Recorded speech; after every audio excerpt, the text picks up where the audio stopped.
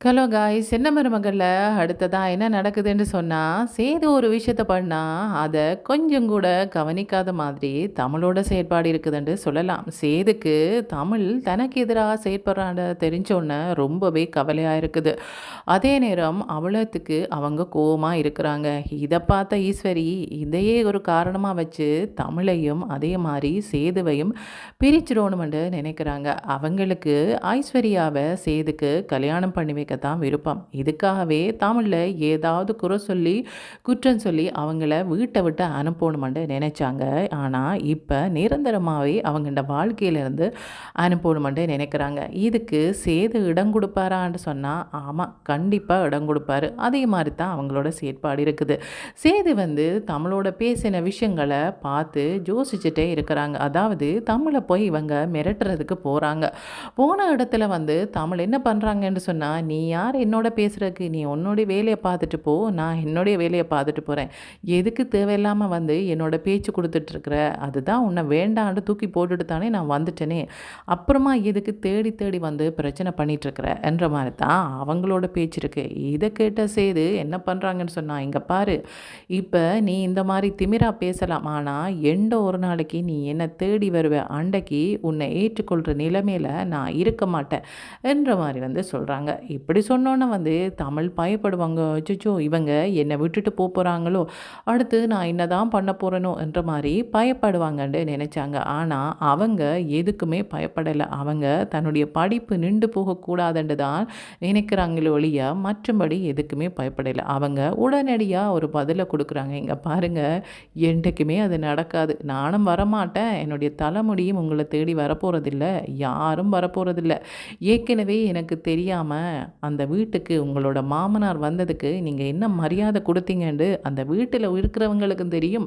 அந்த ஊர்ல இருக்கிறவங்களுக்கும் தெரியும். இத பார்த்ததுக்கு அப்புறமாவா நான் அங்க வருவேன்னு நினைச்சீங்க?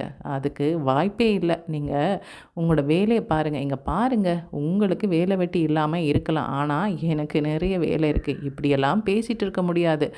என்ற மாரி சொல்லிட்டு போறாங்க. இந்த கோவத்தோட சேது என்ன பண்றாங்கன்னு சொன்னா, இத தன்னுடைய அப்பாவுக்கு சொல்லும்போது, "இங்க பாருப்பா, நீ தேர்தல்ல ஜெயிச்சிருக்கிற. இப்ப எம்எல்ஏ இருக்கிற. உனக்கு பார்க்க வேண்டிய வேலைகள் நிறைய இருக்கு. செய்ய வேண்டிய விஷயங்கள் நிறைய இருக்கு. மக்களுக்கு நிறைய நல்லது பண்ணணும். அவங்களுக்கு நிறைய வாக்குறுதி குடுத்துருக்கிறோம். அத பற்றி யோசி. அத விட்டுட்டு தேவையில்லாத சின்ன சின்ன விஷயங்கள எல்லாம் யோசிச்சு, நீ உன்னை எதுக்கு குழப்பிக் கொள்ற? சரி, உன்ன குழப்புறியோன்னு பார்த்தா, இங்க இருக்கிறவங்களும் அத கேட்டு குழம்பி போறாங்க." என்ற மாரி சொல்றாங்க. இப்படி இருக்கும்போது ஈஸ்வரி நிற்கிறாங்க. சரி சரி, சேதுக்கு கோவம் வந்துட்டுது. இந்த கோபத்தை இன்னுமே தூண்டி விட்டுறணும் என்றுட்டு அவங்க என்ன பண்ணுறாங்கன்னு சொன்னால், சேது தன்னுடைய ரூமை பூட்டிகிட்டு இருந்து யோசிச்சுட்டு இருக்காங்க. இவளை இவ்வளோ கஷ்டப்பட்டு படிப்பிச்சேன், இவ்வளவு அன்பாக நடந்தேன், கொஞ்சம் கூட மனசாட்சி இல்லாமல் இந்த மாதிரி பேசிட்டு போகிறா வச்சே என்ற மாதிரி அவங்க ரொம்ப சோகமாக அழுதுகிட்டே தன்னுடைய ரூமில் உட்கார்ந்துருக்குறாங்க. அப்படி இருக்கும்போது என்ன பண்ணுறாங்கன்னு சொன்னால், ஈஸ்வரியும் அதே மாதிரி அவங்களோட பொண்ணும் அந்த ரூமுக்கு வராங்க. "இங்கே பாரப்பா சேது, இதையே நினச்சிட்டு அழுதுட்டேன்னு சொன்னால் நீ எம்எல்ஏ வேலையும் பார்க்க முடியாது, வீட்டிலே நிம்மதியாக இருக்க முடியாது. அதனால் இன்னொரு கல்யாணம் பண்ணிவிடு. அந்த தமிழ் படித்தவன்ட்டு நல்லாவே தெரியும். அவ இப்போ டாக்டருக்கு படிக்கிறா. இன்னும் கொஞ்ச நாளில் அவள் டாக்டராக வந்தான்னு சொன்னால் உன்னை மதிக்கவே மாட்டா. நீ நினச்ச அவள் ஆசைப்படுறா டாக்டருக்கு படிக்கணுமெண்டு, அதை கண்டிப்பாக அவள் படித்து முடிக்கணுமெண்டு நீ நினச்ச. ஆனால் அவள் என்ன நினச்சிருக்கிறா, டாக்டராக வந்தோடனே திமிர் காட்டணுமெண்டு நினச்சிருக்கிறா. இன்னுமே படித்து முடியலை, அதுக்கிடையிலே இப்படி பண்ணுறவ ஒருவேளை டாக்டர் ஆகினா இன்னும் பண்ணுவா. அதுக்கு முன்னாடி நீ இவளை வேண்டாம்னு ஒதுக்கி விட்டுடு. அதுதான் உனக்கு நல்லது. இல்லது போனால் இப்படியே காண்ற இடமெல்லாம் உன்னை நோகடிச்சு ரொம்ப மனதை வேதனைப்படுத்திட்டே இருப்பா. வேண்டாமாப்பா, இதை விட்டுடு என்ற மாதிரி சொல்கிறாங்க. இப்படி சொல்லும்போது ஈஸ்வரியோட பொண்ணு என்ன சொல்கிறாங்கன்னு சொன்னால், "என்னம்மா நீங்கள் கண்டிப்பாக அவங்க தமிழை மறந்துருப்பாங்க. இவ்வளவு துரோகம் பண்ணினவங்களை யாராவது நினச்சிட்டே இருப்பாங்களா? அவங்க மக்களுக்கு என்ன நல்லது பண்ணணும், அடுத்ததாக என்னெல்லாம் செய்யணும், இதைத்தான் நினச்சிட்ருக்குறாங்களொழிய அந்த தமிழை பற்றி நினைக்கவே இல்லை. நீங்கள் ஏனம்மா அப்படி நினைக்கிறீங்க? அவர் நினச்சிட்டு இருப்பாரா? ஒரு விஷயமா 2 விஷயமா, ஒரு தடவையா 2 தடவையா, எத்தனை தடவை ஏமாத்திருக்கிறான் அந்த தமிழ் என்ற மாதிரி சொல்லிட்டு இவங்க வந்துடுறாங்க. "பாரு, இப்போ அவங்களுக்கு சொல்லிட்டு வந்துட்டேன். இனிமே செய்து தமிழை நினைச்சே பார்க்க மாட்டான்" என்ற மாதிரி நினச்சிட்டு இவங்க தங்கட பாட்டில் சிரிச்சிட்டு வெளியில் இருக்கிறாங்க.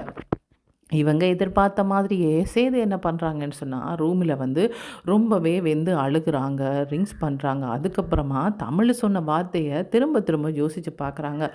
நானும் வரமாட்டேன், என்னுடைய தலைமுடியும் அங்கே வராது என்ற மாதிரி வந்து தமிழ் சொன்னதை நினச்சி பார்க்குறாங்க. அதே மாதிரி ஈஸ்வரி வந்து இங்கே பாருப்பா இன்னொரு கல்யாணம் பண்ணிடு என்றதை நினச்சி பார்க்குறாங்க. அதே மாதிரி வந்து தன்னுடைய அப்பா இங்கே பாருப்பா உனக்கு நிறைய வேலை இருக்குது, இதெல்லாம் யோசிச்சுட்டு இருக்காத என்று சொன்னதையும் அவங்க நினச்சி பார்க்குறாங்க. இதை நினச்சி பார்த்துட்டு அவங்க என்ன பண்ணுறாங்கன்னு சொன்னால், விடக்கூடாது இவளை இனிமேல் என்னுடைய வாழ்க்கையிலே வர விடக்கூடாது, கண்டிப்பாக நான் சொன்னதை பண்ணி காட்டணும், அவன் நினைச்சா நான் ஏதோ வந்து காமெடியாக சொல்லிட்டு போகிறேன்னு சொல்லி கண்டிப்பாக இவளை வாழ்க்கையிலேருந்து தூக்கி எறியணும்னுட்டு ஓடியாராங்க. ஓடியறும்போது அவங்களுடைய அப்பா கேட்குறாங்க, என்னப்பா ஓடியாரா, என்னாச்சு என்ற மாதிரி வந்து சொல்கிறாங்க. இல்லைப்பா, இந்த விஷயத்த சீக்கிரமாகவே உங்களுக்கு சொல்லணும், இதுக்கு உடனே முடிவெடுக்கணும்ப்பா, இதை தலைக்க வச்சுட்டே இருக்க முடியாது, எனக்கு என்னமோ பண்ணுது என்ற மாதிரி வந்து சொல்கிறாங்க. என்னப்பா என்னாச்சு, டாக்டர்கிட்ட போகணுமா என்ற மாதிரி வந்து சொல்கிறாங்க. இல்லைப்பா, இதுக்கு டாக்டர்கிட்ட போய் மருந்து கேட்க முடியாது, இதுக்கு நம்மள்கிட்டே தான் மருந்து இருக்குது என்ற மாதிரி வந்து சொல்கிறாங்க. என்னப்பா இதை பற்றி சொல்கிற என்ற மாதிரி வந்து ராஜாங்கம் கேட்குறாங்க. அதுக்கு வந்து என்ன சொல்கிறாங்க சேதுன்னு சொன்னால், அந்த தமிழை உங்களோட சொல்ல மீறி இந்த வீட்டுக்கு கூட்டிகிட்டு வந்தேன், கல்யாணம் பண்ண அவளுக்கு நிறைய வந்து நல்லது பண்ணினேன், அவளுக்கு நிறைய பணம் செலவு பண்ணினேன், அவளை படிப்பிக்கிறதுக்காக படாத பாடுபட்டேன். ஆனால் அவள் என்ன இந்த மாதிரி உதாசீனப்படுத்துகிற மாதிரி எவ்வளவு கேவலமாக பேசினா தெரியுமா, அதனால் அவள் என்னுடைய வாழ்க்கையிலே இருக்கக்கூடாதப்பா, நான் இன்னொரு கல்யாணம் பண்ணலான்னு நினச்சேன்ற மாதிரி வந்து சொல்கிறாங்க. இப்படி சொல்லும்போது அவங்களோட பாட்டி வந்து என்ன பண்ணுறாங்கன்னு சொன்னால், என்னப்பா இப்படி சொல்கிறா, இப்போ தானே ஒரு சந்தோஷமான விஷயம் நடந்திருக்குண்டு ஹாப்பியாக இருக்கிறான், அதுக்கிடையில் இப்படி ஒரு பிரச்சனையை சொல்கிறியே, என்னப்பா செய்து கொஞ்சம் யோசிக்கக்கூடாதா, பொறுமையாயிரு என்ற மாதிரி வந்து சொல்கிறாங்க. இதே விஷயத்தை தான் வந்து அவங்களோட அப்பாவுமே சொல்கிறாங்க. ராஜாங்கம் இங்கே பாருப்பா கொஞ்சம் பொறுமையாயிரு, ஒரு 2 மாதமோ 3 மாதமோ போகட்டும், அதுக்கப்புறமா எல்லாம் சரியாக வந்துடும் என்ற மாதிரி வந்து சொல்கிறாங்க. இல்லைப்பா, இந்த விஷயத்துக்கு மட்டும் நான் தாமதப்படுத்த விரும்பலை, எனக்கு இதுக்கு உடனே முடிவு தெரிஞ்சு ஆகணும் என்ற மாதிரி வந்து சொல்கிறாங்க. சரி அப்படின்னு சொன்னால் உன்ற விருப்பப்படியே செய், நீ வந்து இந்த விஷயத்தில் பிடிவாதமாக இருக்கிற, நான் எவ்வளவு சொன்னாலும் கேட்குறதா இல்லை, நான் சொல்ல போகிறத நீ அதை கேட்டு நடக்க போகிறதும் இல்லை, ஏன்னு சொன்னால் உன்னுடைய மனதில் தமிழை வேண்டாம்னு முடிவெடுத்துட்ட, அதனால் உன்ற விருப்பம் என்ற மாதிரி வந்து சொல்கிறாங்க. சொன்னோன்னு வந்து அவங்க இந்த அம்மா சொல்கிறாங்க, இல்லைப்பா செய்து இப்படியான ஒரு முடிவு நீ எடுக்கக்கூடாது, இப்போ தான் நீ எம்எல்ஏ ஆகிருக்கிற, உடனே போய் டிவோர்ஸ் எடுத்தா அவங்க என்ன நினைப்பாங்க, எப்போ வந்து எம்எல்ஏ ஆகலாம் எப்போ டிவோர்ஸ் எடுக்கலான்னு பார்த்துட்டு இருந்த மாதிரி நினைப்பாங்கப்பா, வேண்டாம் கொஞ்சம் விட்டுப்பிடி என்ற மாதிரி வந்து சொல்கிறாங்க. இல்லை இதுக்கு மிஞ்சியும் அவளை வந்து மன்னிச்சோம்னு சொன்னால் இன்னுமே எங்களை முட்டாளாகிட்டு இருப்பா, தான் டாக்டராக போகிறேன்னு தன்னை விட்டது யார் என்ற மாதிரி திமிரில் இருக்கிறா என்ற மாதிரி வந்து சொல்கிறாங்க. இப்போ அவளோட அம்மாவுக்குமே ஒரு கடை போட்டு கொடுத்துருக்குறா, இட்லி கடை, அதனால் தங்களுக்கு ஒரு வருமானம் வரும், தங்களை நீ பிடிக்க முடியாதுன்ற நினைப்பு அவளுக்கு, அவளுடைய நினைப்பே எனக்கு இருக்கக்கூடாதுண்டா, அவளை இந்த வாழ்க்கையிலே இருக்கக்கூடாது என்ற மாதிரி வந்து சொல்கிறாங்க. அவங்களுக்கு என்ன பண்ணுறேன்னே தெரியலை. இதை வந்து கேட்டுட்டு இருந்த கருப்பு என்ன பண்ணுறாங்கன்னு சொன்னால் அழுதுகிட்டே வந்து தமிழுக்கு ஃபோன் பண்ணுறாங்க. தமிழ் எங்கே பாரும்மா, நீ வேற இந்த வீட்டை விட்டு போகும்போது சத்தியமெல்லாம் பண்ணிட்டு போயிட்ட, அதை நினைச்சோ என்னமோ தெரியலை, செய்து பயங்கர கோவத்தில் இருந்தான், சரி கொஞ்ச நாளில் அவனோட கோவமெல்லாம் ஆறிடும், அதுக்கப்புறமா போய் பேசலான்னு பார்த்தா இப்போ பயங்கரமான ஒரு முடிவு எடுத்திருக்கிறான், உன்னை தன்னுடைய வாழ்க்கையிலே வேண்டாம் தூக்கி போடுறேன்ற மாதிரி ஒரு முடிவு எடுத்திருக்கிறான்ற மாதிரி சொல்கிறாங்க. என்ன இப்போ வந்து இதை பற்றியெல்லாம் சொல்கிறீங்க, அந்த வீட்டை விட்டு வரும்போதே நான் எடுத்த முடிவு தானே அது, அவங்க என்ன தூக்கி போடுறது, நான் இப்போவும் அந்த வீட்டிலேயே அவங்கள தூக்கி போட்டுட்டு வந்துட்டேன், இனிமேல் வேண்டாம் என்ற நிலையில் தானே நான் வந்தேன், இவ்வளோ நாள் கழித்து ஏன் இதை ஒரு பொது விஷயம் மாறி என்னோட பேசுகிறீங்க, ஏற்கனவே அந்த வீட்டில் நான் நிற்கும் போதே நான் எடுத்த முடிவு, இனிமேல் எனக்கு நீங்கள் வேண்டாம்னு தானே தலைமொழிகிட்டு வந்தேன், திரும்ப வேணுமென்று வருவேனா சொல்லுங்க பார்க்கலாம், அப்போ அவங்க அப்படி ஒரு முடிவைத்தானே எடுப்பாங்க, அவங்க சரியாக தானே முடிவு எடுத்திருக்கிறாங்க என்ற மாதிரி வந்து சொல்கிறாங்க. இப்படி சொல்லும்போது கருப்பு அழுகிறாங்க. அவன் தான் சொல்லு கேட்குறான் இல்லையாண்டா, நீயுமே அப்படி பேசுகிறியம்மா, ஏம்மா அப்படி பேசுகிற, இப்படி ஆளாளுக்கு நீ பெருசோ நான் பெருசோண்டா எப்படியுமா வாழ்க்கை சரியாக இருக்கும், யாரோ ஒருத்தங்க விட்டு கொடுக்கத்தானே வேணும் என்ற மாதிரி வந்து சொல்கிறாங்க.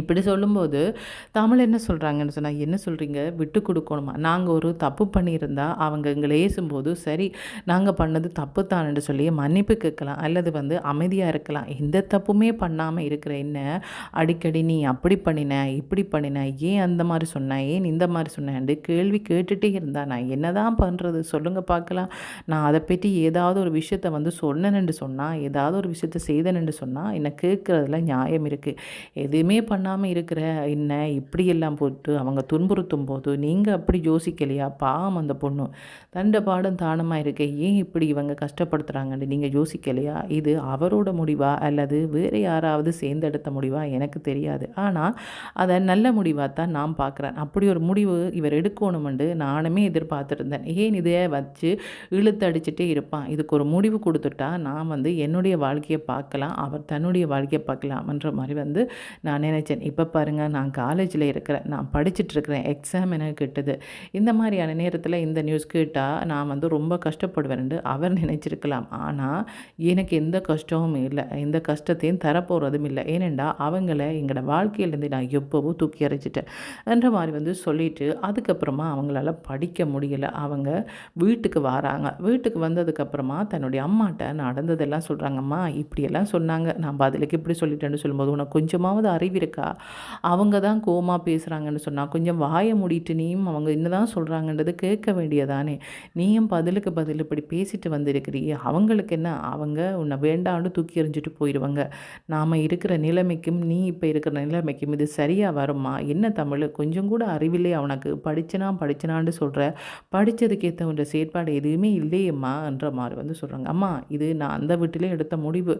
அவங்க எப்போ என்னை விட்டு நிரந்தரமாக விலகுவாங்கன்னு நான் எதிர்பார்த்துருந்தேன். அதை நான் போய் சொல்லக்கூடாதுன்னு நினச்சேன். அவங்களே சொல்லிட்டு போனதுக்கப்புறமா எதுக்கம்மா நான் கவலைப்படணும்? இங்கே பாருங்கம்மா, நம்மளை வேணுமென்ற ஒருத்தங்க கஷ்டப்படுறாங்கன்னு சொன்னால் அவங்களுக்காக நாங்கள் குரல் கொடுக்கலாம் அல்லது பாவம் பார்க்கலாம். ஆனால் நம்மளை வேண்டாம் போ, இனிமேல் என்னுடைய வாழ்க்கையிலே வேண்டாம்ன்ற மாதிரி சொல்கிறவங்கள்ட்ட போய் திரும்ப திரும்ப இல்லை நான் ரொம்ப நல்லவா என்னை ஏற்றுக்கொள்ளன்னு சொன்னால் நாங்கள் அவங்கள்ட காலுக்கு கீழே தானம்மா இருக்கணும். அது தேவையா நம்மளுக்கு? எனக்கு அப்படி ஒரு வாழ்க்கை வேண்டாம், நீங்கள் இதை பற்றி பேசவும் வேண்டாம்ன்ற மாதிரி சொல்லிட்டு போகிறாங்க. இதுக்கப்புறமா சேது தான் சொன்ன மாதிரி அப்படி ஒரு முடிவெடுப்பாங்களா அல்லது போனால் கோவத்தில் சொல்லிட்டேன்ட்டு பேசாமல் இருப்பாங்களா? என்ன நடக்க போகுதுன்றதுக்கு ஐஸ் வெயிட் பண்ணி தான் பார்க்கணும். ஓகே, தேங்க்யூ, பாய்.